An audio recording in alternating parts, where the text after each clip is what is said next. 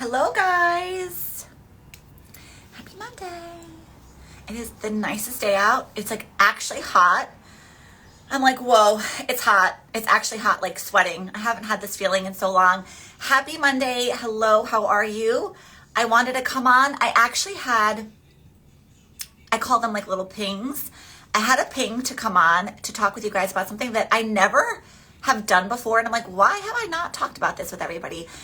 Sometimes when I'm laying in bed, I'm like, what are topics that I want to share or some themes that I want to share? And one of the things I thought would be so fun to do that we've never done is to actually go over some blood work that I would interpret. So I kind of wanted to do like an I'm going to interpret someone's blood work segment kind of thing.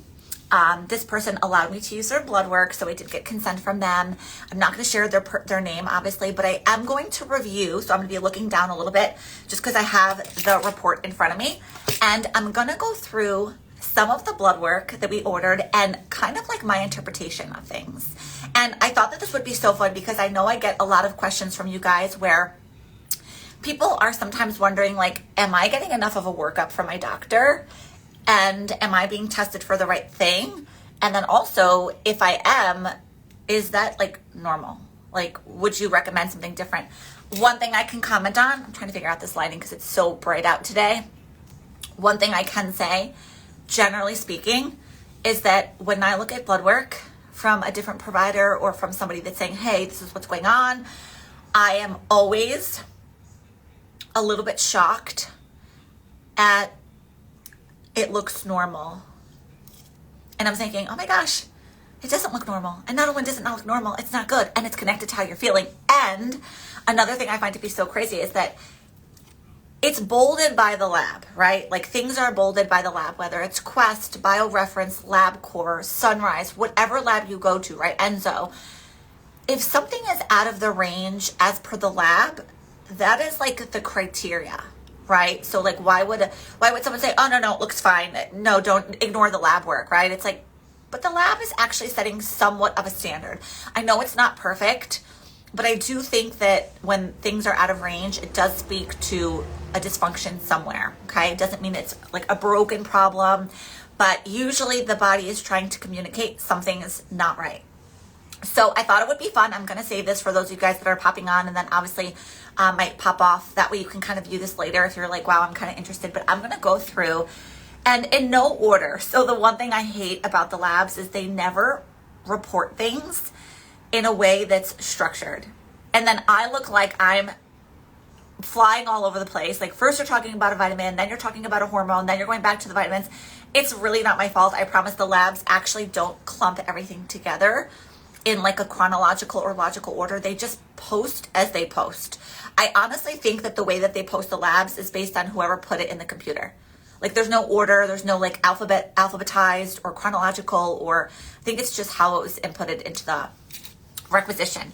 So let's dive in. So what I'm going to do is look down. Like I said, I'm going to keep this patient's privacy, but we're going to go through some of the things that I ordered and some of the values that are there.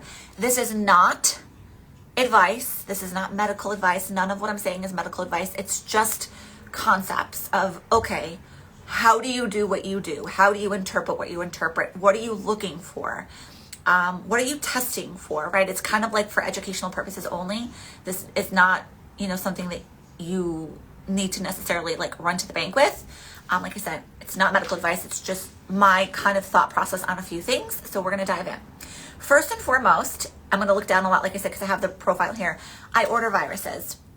Cytomegalovirus, Epstein-Barr virus, lots of different pathogens that could be out there. Babesia microti, Bartonella-Hensley, Lyme disease, right, which is Borrelia burgdorferi. These are all infections from the environment. Malaria, blood parasites, toxoplasmosis, cat scratch fever, anaplasmosis, ehrlichiosis, all these like kind of interesting things that might be infections that people pick up, which one thing I can say, generally speaking, people have infections that crop up all the time. So the first one on this blood panel is CMV.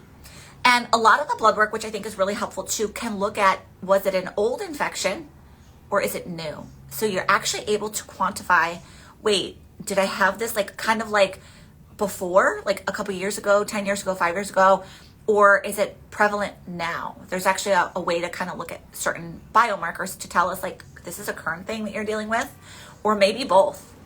The both part is that you were infected with something and you still have an infection with that something. So that's a big factor. So CMV is the first one on my list. The next one is reverse T3. So reverse T3 is part of the thyroid panel. There's a whole bunch of thyroid things that we look for. A lot of times when a patient comes to me and says, I'd like to figure out why I'm in so much pain, or I'd like to, whatever. It could be just do adjustments, or it could be metabolism slow. I always want to know what is going on first. So even with manual therapy or body work or chiropractic adjustments, people might not hold, or they might not like maintain their level of like, wow, this feels really good. And part of that, we look at, well, what else is affecting it?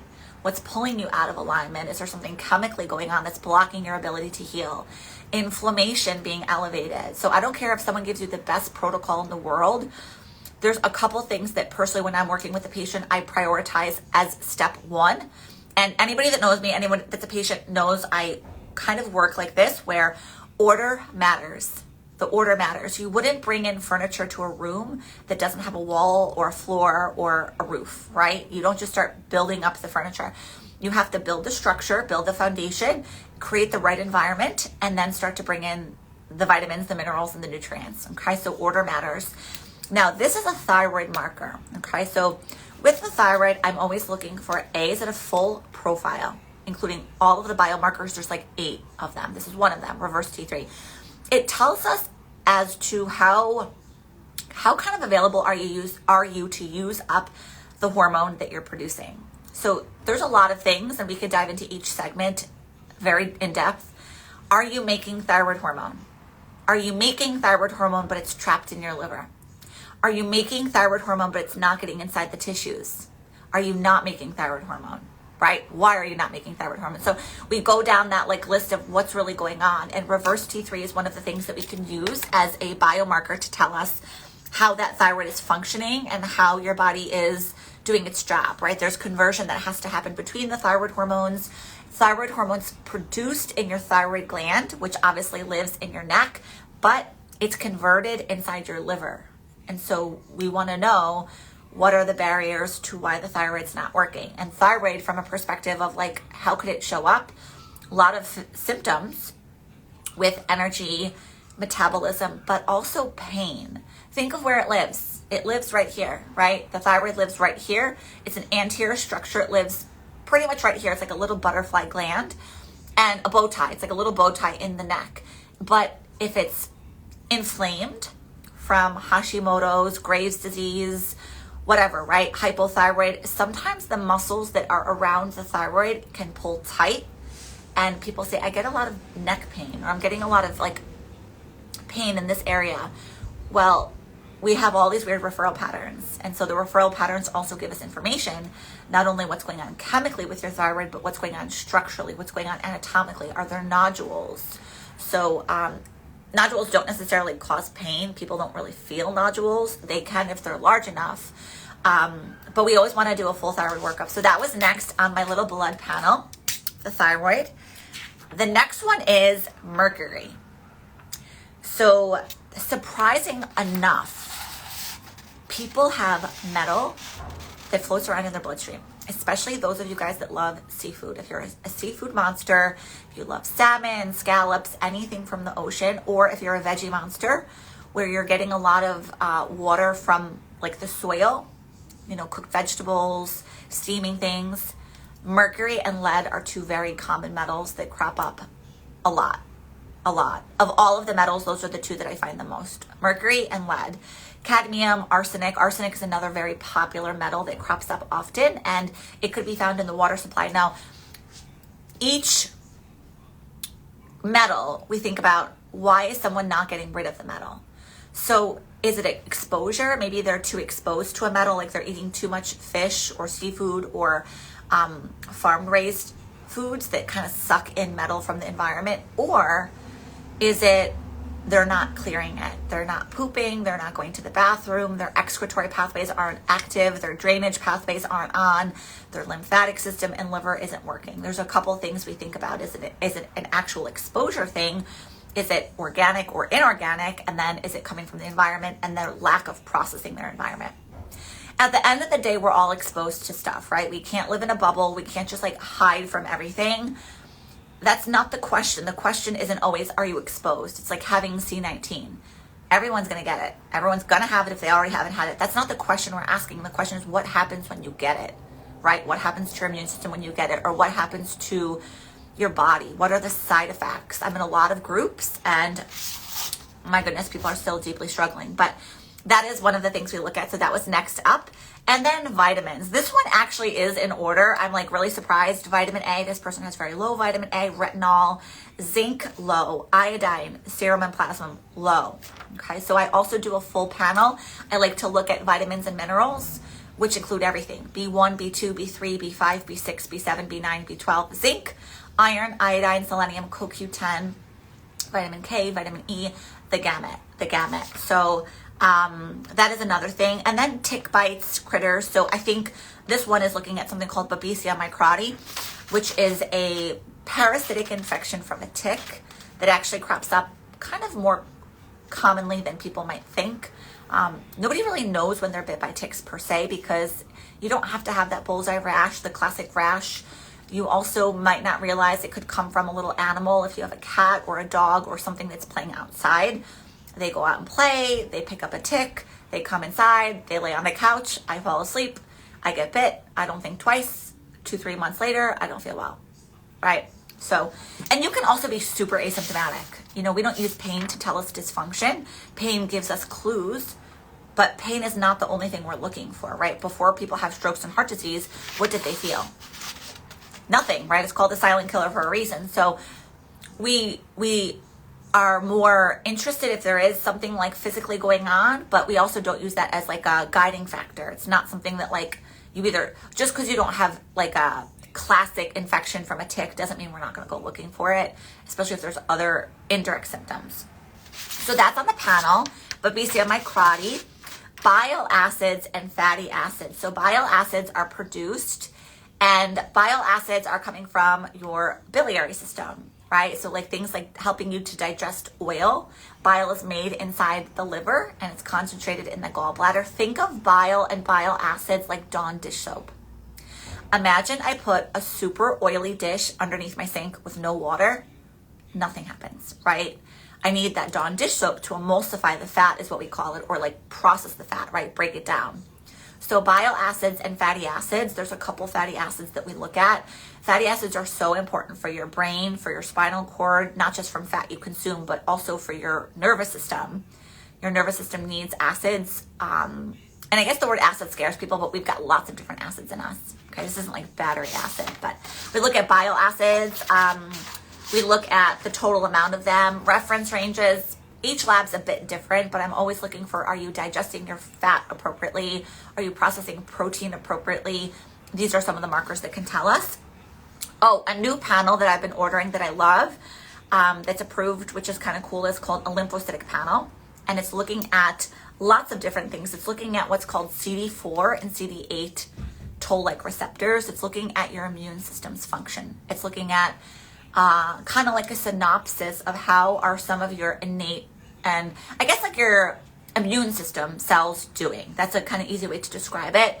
There's a ton of information we can get from blood work about immunity, and the lymphocytic panel is one of those, and it does include different types of like cells that are part of the immune system, right? Things like the white blood cells and the CD3s and the CD4s and all of that stuff. So whenever someone might have an autoimmune condition, we might look there. We might look at how their immune system is doing. Are they overproducing cells? Lymphocytes have a lot to do with viruses. So things like lymphoma, right? Lymph, that prefix lymph is your waste system. So lymphocytes are an important factor. We look at all of that stuff to make sure. And then we also look for autoimmune markers. So this one's looking at smooth muscle antibody, This is looking at ribonucleic acid proteins. This is looking at double-stranded dsDNA antibodies, Rho antibodies, Pianka. So I always order kind of like an autoimmune panel just to see if there's anything that's going on. But what I can say for anybody with any version of an autoimmune condition, they're all similar but different. The symptoms can be different if you call it mixed connective tissue disease disorder. The symptoms could be different if you call it lupus, right? Multiple sclerosis, right? Multiple myeloma. They're all different. Hashimoto's.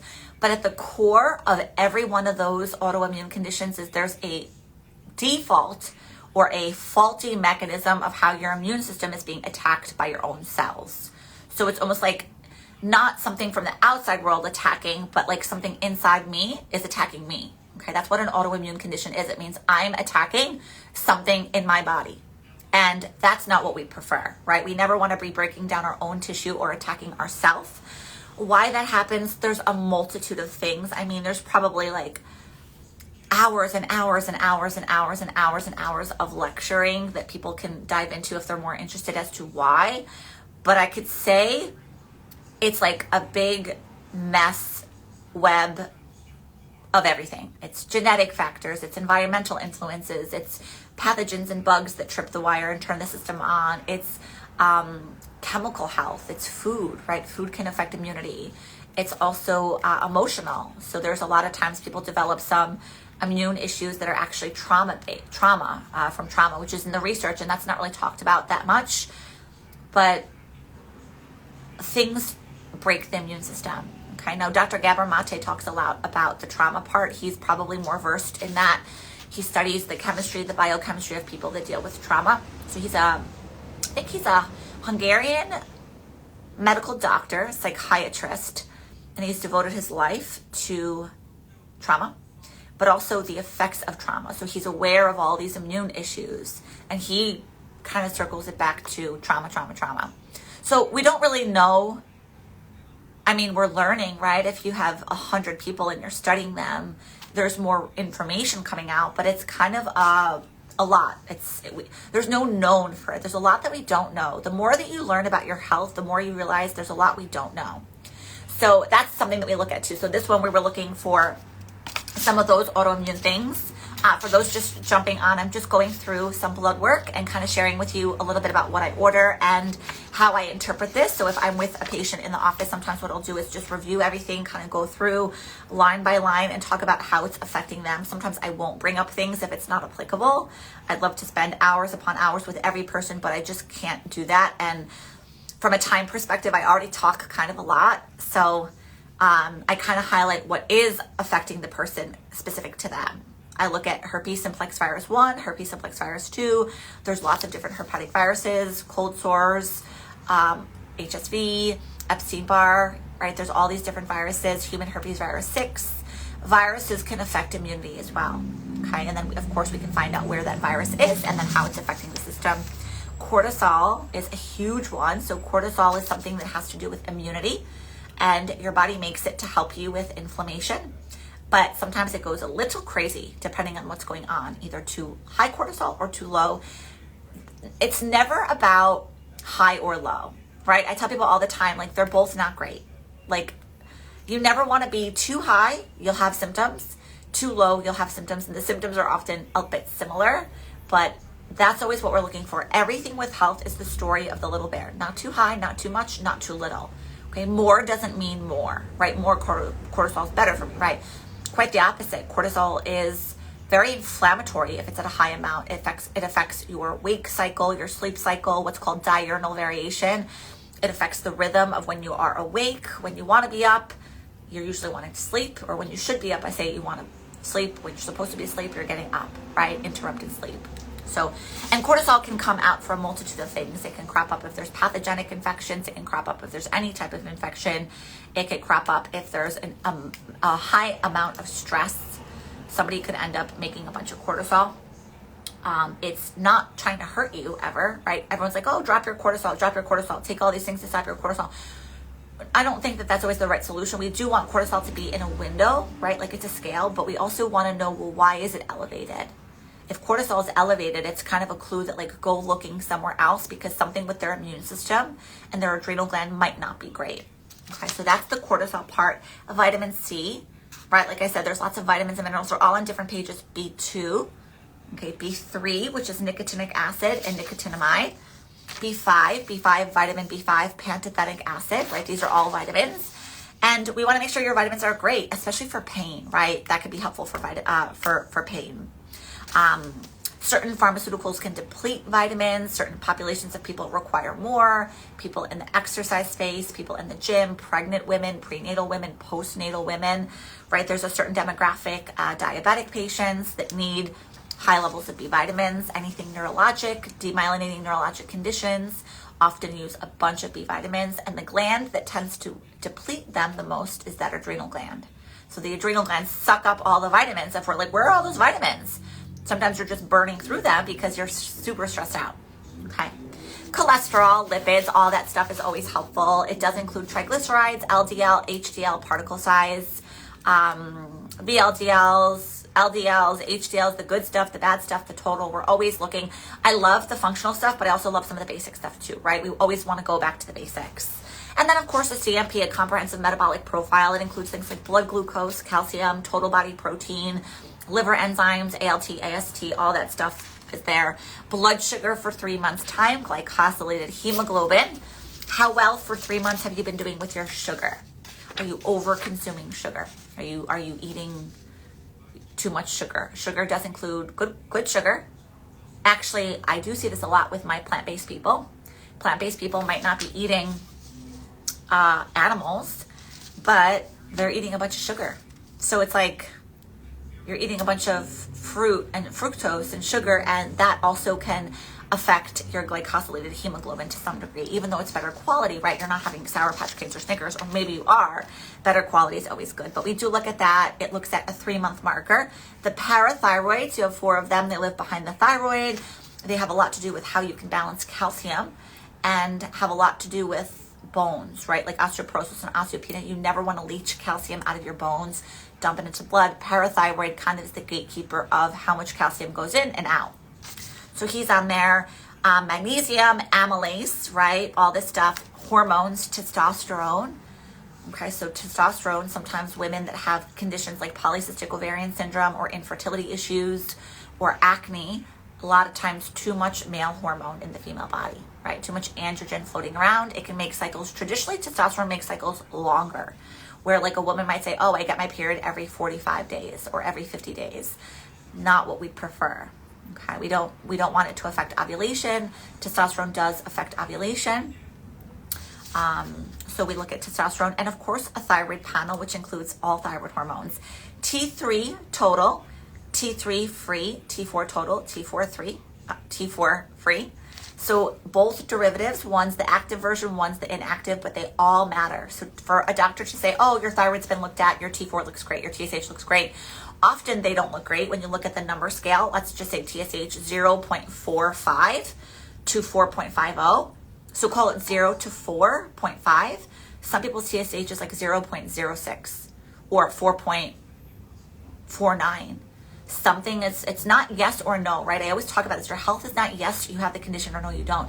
It's the interim. It's the spectrum in between. So we always look at a full thyroid panel. SED rate, complement cascades, and C-reactive protein. So inflammatory biomarkers, okay? Erythrocyte sedimentation rate. It looks at general inflammation. It's always looking at that stuff. So we get a SED rate. This person has a lot. It should be under 20. This person's at 112.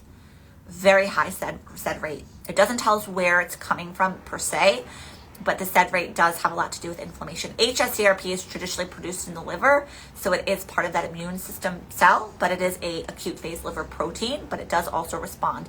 Complement cascades also produced in the liver. Okay, so we can always look at immunity and look at some form of inflammation or immunity. They kind of cross paths. CBC, which looks at things like your white blood count, your mean platelet volume, your hematocrit, your platelet count, mean corpuscular hematocrit concentration, all that stuff, right? Hemoglobin, some indirect signs there of some like dysfunctional patterns or iron issues or how you're processing B vitamins.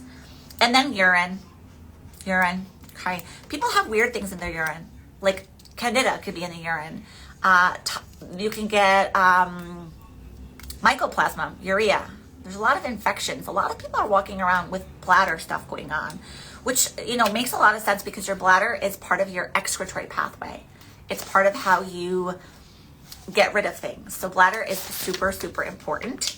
Rheumatoid factor is on there, DHEA sulfate, another adrenal hormone, okay, dihydroepiandrosterone, and then progesterone, FSH, LH. So I'm always looking at the ovarian hormones and the pituitary's impulse into that, especially with fertility problems, mood problems, anxiety problems, progesterone being low, testosterone being high, problems can arise. So we're always looking at a nice full hormone panel as well, including all of those hormones.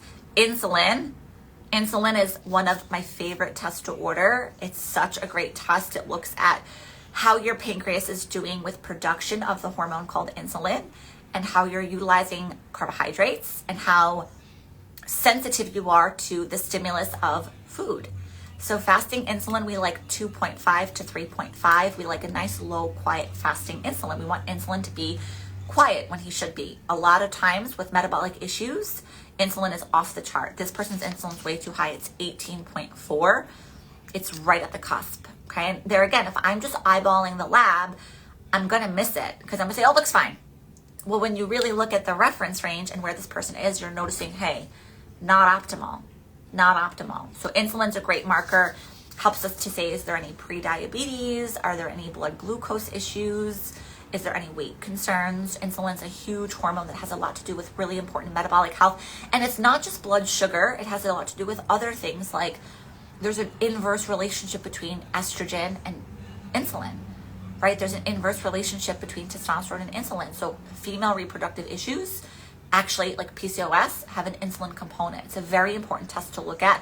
I could actually tell what somebody's dealing with sometimes before I even know them. So often that's not the way I do it. I usually do a discovery call so I get to meet them a little bit, learn about them, hear about their primary concerns, make sure I'm the right fit for them and they're the right fit for my practice first and foremost. But if they are a good fit, then I want to go a step further to say, okay, what do we need to do here? Whether it's physical pain, back pain, neck pain, skin reactions, right? We want to look at what's going on. And we look at some of these biomarkers to tell us where the person is at. Okay. But if I didn't know them, let's pretend I bypassed that discovery session. What I might find is information about them before I even meet them. Like when I see an insulin at this value, this person is definitely dealing with some weight concerns, probably not able to lose weight, struggling. I could tell there's definitely a hormonal imbalance. Their testosterone is way too high. Their progesterone's under 0.2, too low, where they should be on their cycle. Okay, so I can look at that. And then we're looking at food allergies, metals. We're looking at environmental allergies. Are you responding to your environment? Are you responding to food? All that stuff. So that's kind of in a nutshell. There are some more tests too, but I feel like I've said a ton. I don't want to make you guys feel overwhelmed, but in a nutshell, we do a nice workup, see what's going on, what's happening, and then sit down, review it, talk about how it's applicable. Someone's yelling outside. Everyone's outside today walking because it's so nice out. We have like a little courtyard in our building and everyone's outside. So that's the lowdown with the blood work. I'm happy to do more dives into this if there's something you guys want to particularly know about. This is not everything. I mean, there's so much to order. I could look at how many tests are approved. New York Department of Health. I'd have to see. There's probably, I could even tell you, 500 plus. So the fact that a lot of people say, well, my doctor looked at a CBC, a lipid panel, a TSH, and T4, not enough. Not enough when there's concerns, right? So I just wanted to share that with you guys. I hope that was a little bit helpful and supportive to some degree and not overwhelming. If you take nothing else from this, just know there's a lot that you can look at when it comes to blood work and biomarkers. So this isn't to overwhelm you, but it does provide probably a little bit more insight for you to understand that there's a lot to look at. There's a lot to dive into. And I'm in a lot of groups. I'm in a lot of groups online and I see people struggling and it's like, no one's really bringing up these topics. And like people are like, wait, you could order that in my blood? Yeah, we can. Okay, so being evaluated properly is always step one before any obviously care and treatment come in. But I hope that was helpful. I hope you guys are having such a good day. I can't wait to get out and go play. I have to work out later today. I didn't do it this morning because I've been in the office since 6 o'clock. But happy Monday. I'll talk to you guys soon. And if you have questions or want to know more about a specific, even if it's just like one thing, sometimes people are like, oh, can you just talk more about this thing? I'm happy to go down the rabbit hole and talk more specifically about XYZ. So if you like this style, let me know. It helps me to know what you guys find helpful. This might be like not interested. This is so overwhelming. Regardless of what a lot of people do on Instagram, I know everyone likes short form videos. You have 3 seconds to capture the audience. I'm just somebody that is more long form. There's so much into it. Nothing is simple. Everything is the thousands of shades of gray in between. So I know I could probably make little short clips and you guys might be more like, oh, interesting. But there's so much to talk about and it's all connected in a weird way. And to just say one thing about the thing, I can't do it. I couldn't have tried. So anyways, have a great day. I will see you guys soon. If you need any more support, like I said, drop a comment down below. If there's something you want to learn about, leave a comment down below. And I'll see you guys in the next little video, which I don't know when it will be, but hopefully soon. All right, guys, see you soon.